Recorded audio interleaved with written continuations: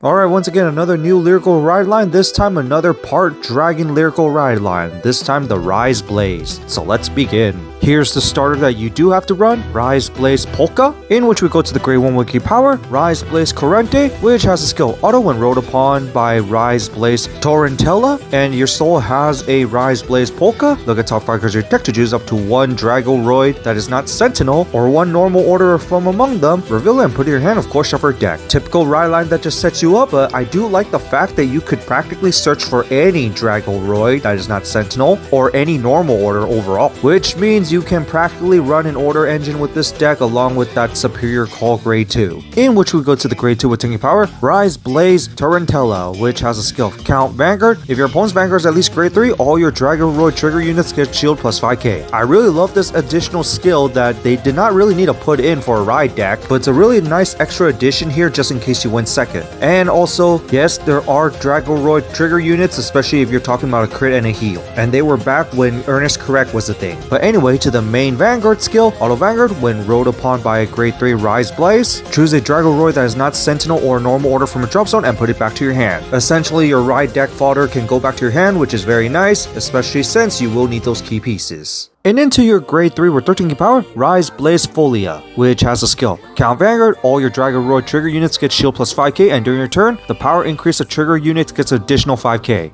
Dragon ladies roaring with power, I see. So now basically your Dragoroid themed triggers are now gonna give a 15k power along with being a 20k shield, which you do have. And keep in mind the 15k power trigger can actually make a huge difference, as it actually can change up how your opponent's gonna guard. And speaking of which, if they do make more Dragoroid triggers, is it worth playing those over the effect triggers? Because this will be based on personal preferences, but if it were me, I would play full on Dragoroid trigger if I can. But anyway, to the main skills, act Vanguard once per turn, cost energy box 3, look at top 7 cards of your deck to choose up to one Dragoroid that is not Sentinel or normal order from around them, reveal it and put it in your hand, and then choose one of your opponent's rear guards with the same grade as that revealed card, and retire it, and of course shuffle your deck. Basically, it's an Energy Blast 3 just to search along with a retire. Now the main part about this skill is definitely the search, so the extra retire is definitely a bonus, but I just don't like that it has to be linked as the same grade for you to do the retire. But regardless, it's still pretty good as you still get to search. With the second skill being the main offensive skill, where Auto Vanguard, when this card attacks, cost Counter Blast 1, choose all your front row Dragoroid rear guards and stand up. And if your opponent's Vanguard is at least Grade 3, your whole back row gets stood as well. Basically, set up your Dragoroids for multi-attack. Now it just depends on how many Dragoroids they made, but considering all the lyrical stuff that they made from the previous years, you might be able to find some hidden contenders there, but I don't remember that many good Dragoroids other than the stuff for Earnest Correct. And speaking of Dragoroids, yes, there is a PG Dragoroid as well, but I can't put on top of my mind of any good Dragoroids in the past. But basically, that's the idea, build up your Dragoroid board and then just restand everything. And by default, you're already going to have at least 5 attacks with no extra power, but if your opponent's at least Grade 3, you at least get to boost with them as well.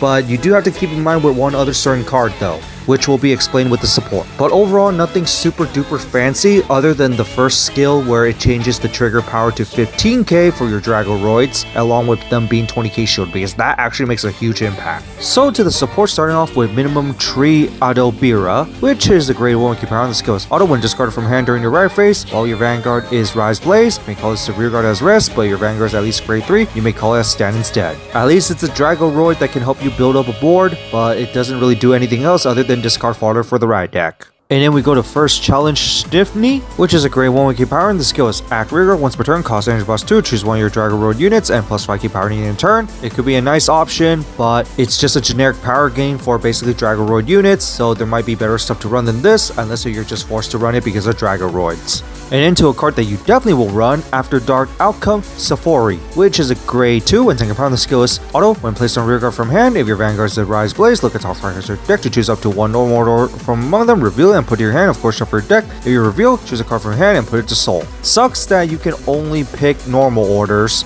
but like I said, you could run a normal order engine for the deck because of this, and it's also a Dragoroid as well, so you might have an excuse to actually start putting an order engine in this deck.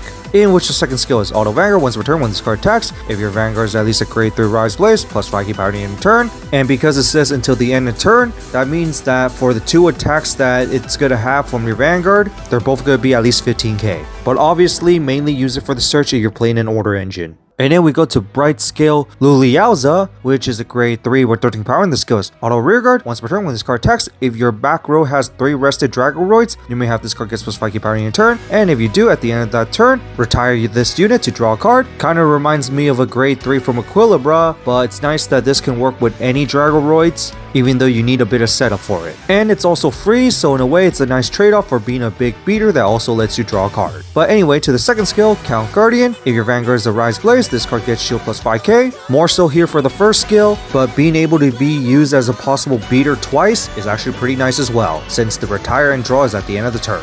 And how you're going to get the third rested card when your Vanguard hasn't attacked yet is through this one, Enthusiastic Serving Deleta, which is a grade 1 with power on the skills. Act Drop. If your Vanguard is at least a grade 3 Folia, cost Counter Blast 1, Soul Blast 1, call this rearguard. It's also nice that it's not restricted to having a copy on the board. And yes, this will be the only card that will be using Soul Blast, so Soul is technically not too much of an issue, especially thanks to the next skill where Auto Back Row Rearguard Center at the beginning of your battle phase costs rest 3 of your back row rearguards that are Dragoroids. That's how you're gonna get your 3 back row rearguards rested. If it's not through boosting, choose one of your Vanguards with Folia, and it gets this skill into the end turn. Count Vanguard. All your front row units gets plus 5k power, and your opponent's Vanguard is at least grade 3 plus 10k instead. And then at the end of that turn, put this card to Soul, and your opponent's Vanguard is at least grade 3, draw a card. This is a must run 4 of, as this basically gives you ultimate power for the deck. So yes, you are sacrificing your booster for essentially a 5 to 10k power buff, and that does make a huge difference, especially if your opponent's on grade 3, considering that it changes the power scaling a bit. But not only that, it refunds itself for the soul, and it also lets you draw on top of it, which is also very nice, which could escape retire as well. And also it can be discard fodder as well, that can also superior call itself from the drop zone, which is also huge. And because you don't have a restriction of having a copy on board, you could technically just Soul Blast this out and then actually call it after. So this is a must run 4 of. And now with all that hype about searching for orders, we get a generic order that is not in particularly for this deck, Winter Live Check-In, which is a grade 2 normal order, and all it does is energy charge 3, and if you persona ride during the turn, you also counter charge 1. Once again, another generic order card that has simple text with some free resources, and it really just depends on the deck if they really need it, because energy charging 3 is guaranteed. But not every deck really needs energy, but it does give you free counter charge on persona ride turn. And then finally, here's the LSR, and next week we got the new Dress Up Claremont, along with some Celestial support, which I'm actually excited for. And so that's it for the RaiZ BlaZ Ride Line. What do you guys think of it? Overall, it's just another lyrical deck that really just kind of does the same thing as many other decks. Set up your board so you can restand it. But the thing I do find interesting about this deck is the power up on the triggers.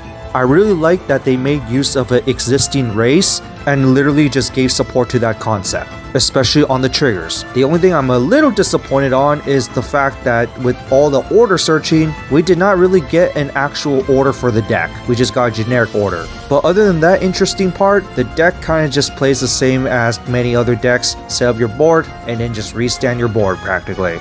So it does feel like they could really have done a little more, especially on how they designed the deck. But other than that, that's it for this, and see you all next time.